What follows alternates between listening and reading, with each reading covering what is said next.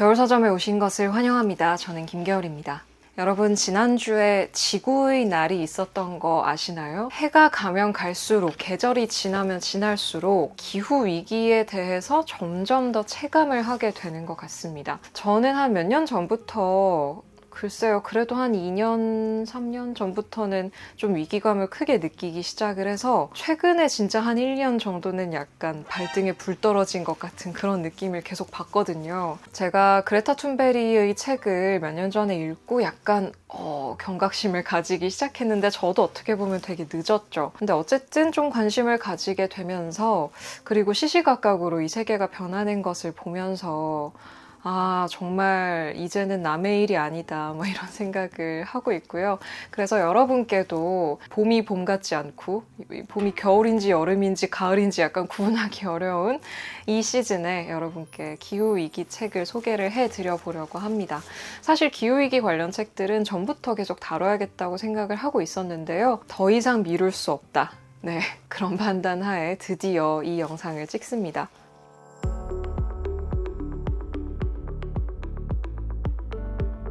저는 가장 중요한 출발점 중에 하나가 일단은 이게 나의 일이구나 라고 실감하는 것이라고 생각해요.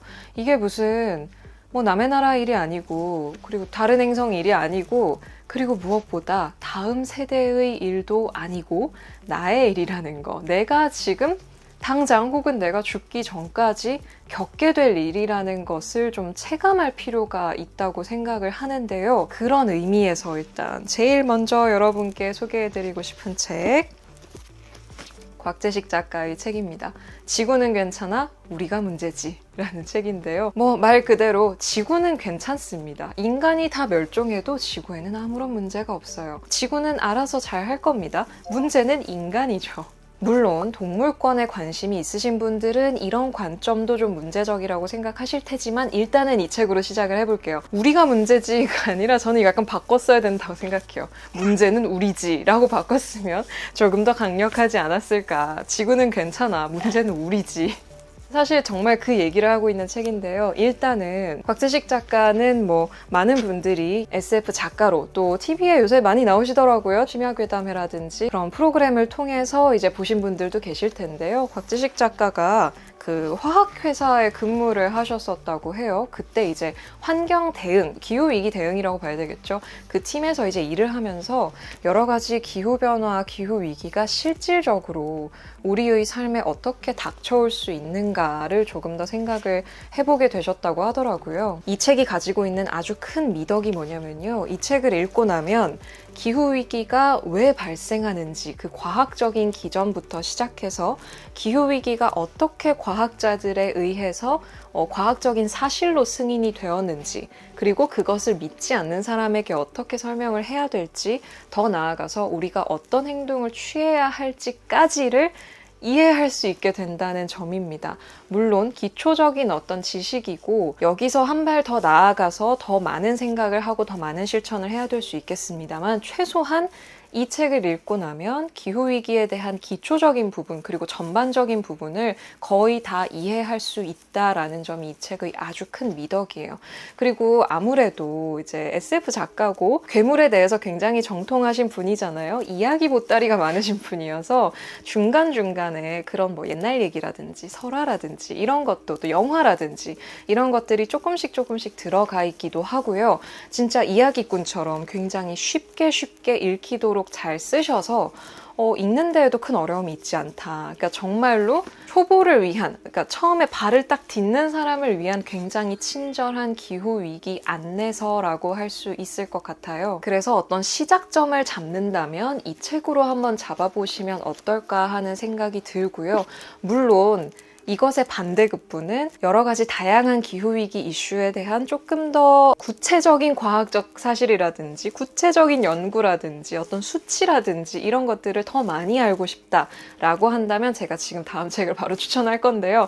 그런 부분에 있어서는 또 다른 시도를 해보시는 게 좋을 것 같고 어떠한 태도와 마음가짐을 가져야 하는가에 있어서 이 책이 취하고 있는 스탠스 자체가 기후위기라는 게 무슨 먼 훗날에 자연이 파괴되고 우리가 환경을 지키지 같았다는 어떤 도덕적인 문제가 생기고 그런 게 문제가 아니라 지금 당장 오늘의 반지하 침수다라는 얘기를 하거든요. 오늘의 반지하 침수고, 오늘의 폭염이고, 오늘의 폭우이고, 오늘의 어떤 여러 가지 산업적인 문제들, 기차를 멈추게 하고, 물류를 멈추게 하고, 공사를 멈추게 하는 문제들, 그리고 지금 당장 피난을 해야 되는 사람들, 식량을 가지고 싸워야 되는 사람들이 발생한다는 것, 그러한 오늘의 문제라는 것을 굉장히 강조해서 이야기를 하는 스탠스예요. 그러니까 자연의 숭고함이라든지 자연에 대한 찬양의 부분이라기보다는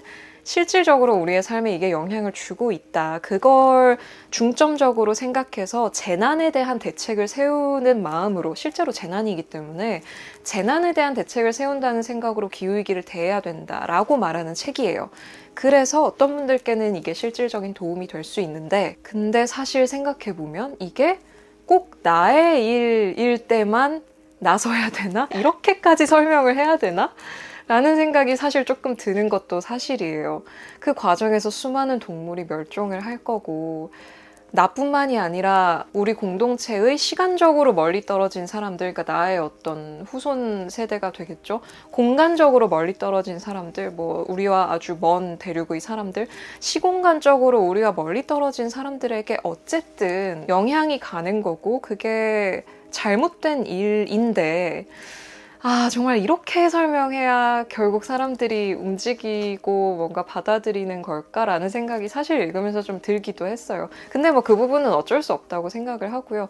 도덕성만으로, 도덕에 대한 어떤 강요만으로 뭔가를 하는 거는 사실 불가능에 가깝다고 생각을 하기 때문에 실질적으로 당신의 삶에 이게 영향이 있을 것이다 라고 말하는 이 책의 스탠스가 뭐 저는 실제로 정책을 세우고 어떤 마음을 모으는 데 있어서 유효한 부분이 있을 거라고는 생각을 합니다. 근데 어쨌든 이런 측면은 조금 염두에 두고 계시면 좋을 것 같고요. 만약에 이 책에서 과학적인 부분, 그리고 조금 더 역사라든지 다른 사회에 대한 영향 같은 걸 함께 살펴보고 싶으시다면 파란 하늘 빨간 지구, 이 책을 함께 읽어보시기를 권하고 싶어요. 그러니까 이쪽으로 나가는 루트가 하나 있는 거죠.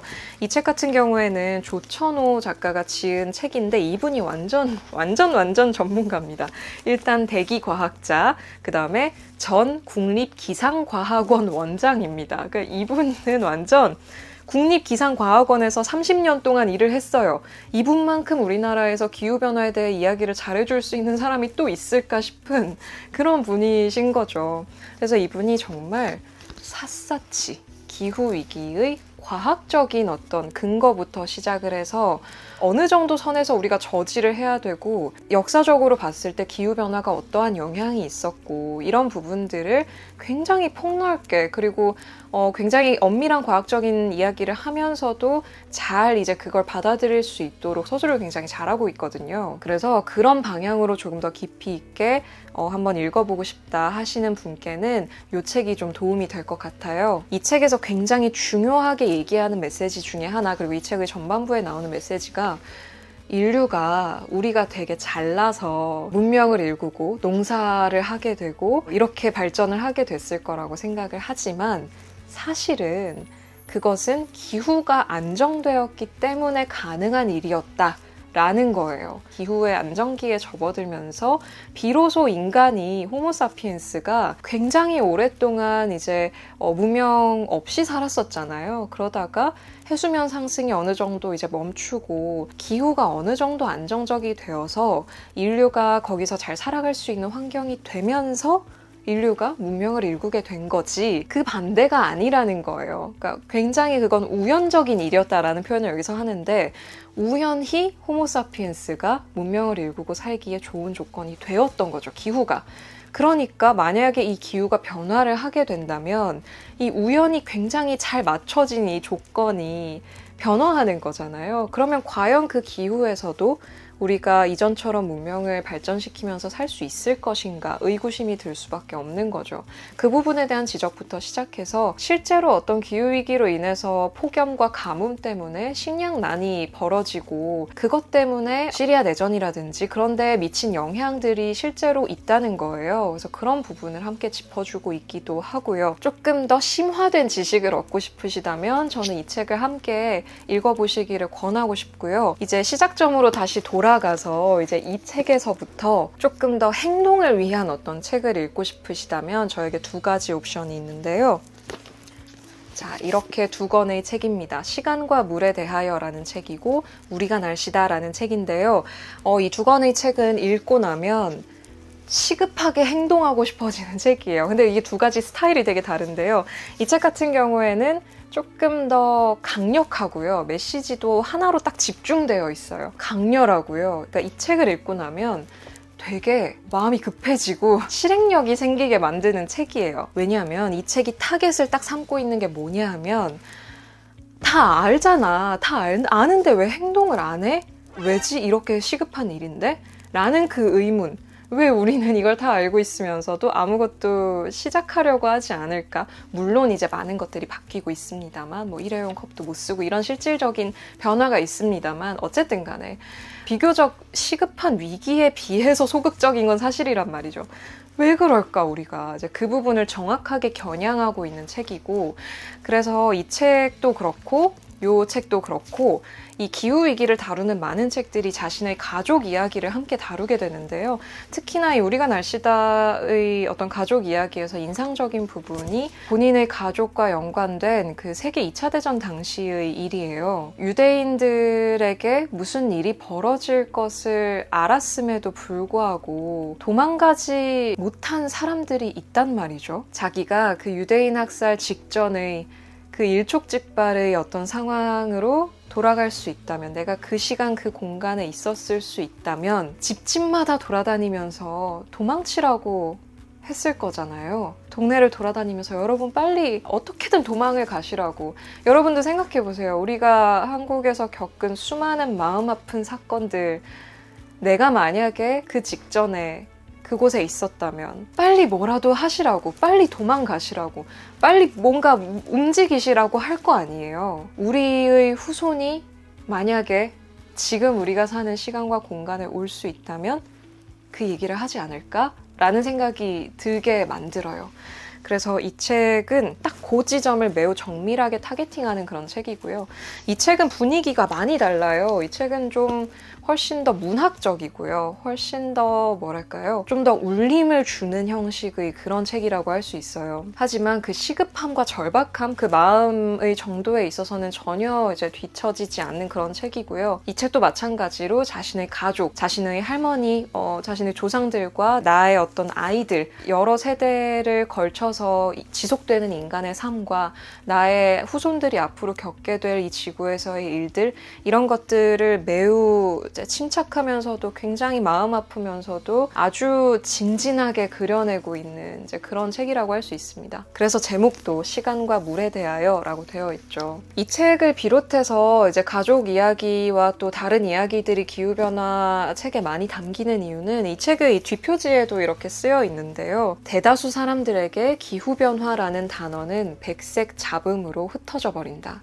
기후변화에 대해 글을 쓰는 유일한 방법은 이 주제 너머로, 옆으로, 아래로, 과거와 미래로 가는 것, 개인적이면서도 과학적인 태도로 신화적 언어를 구사하는 것이다. 매우 문학적인 접근이죠. 그러니까 직접적으로 이렇게 타겟팅을 해서 정밀 타격을 하는 책이 있는가 하면 이런 식으로 마음을 아주 깊이 사로잡는 식으로 쓰는 문학의 언어도 함께 있는 것이죠. 그래서 마음의 절박함 같은 것을 느낄 수 있는 두 권의 책도 소개를 드려봤고요.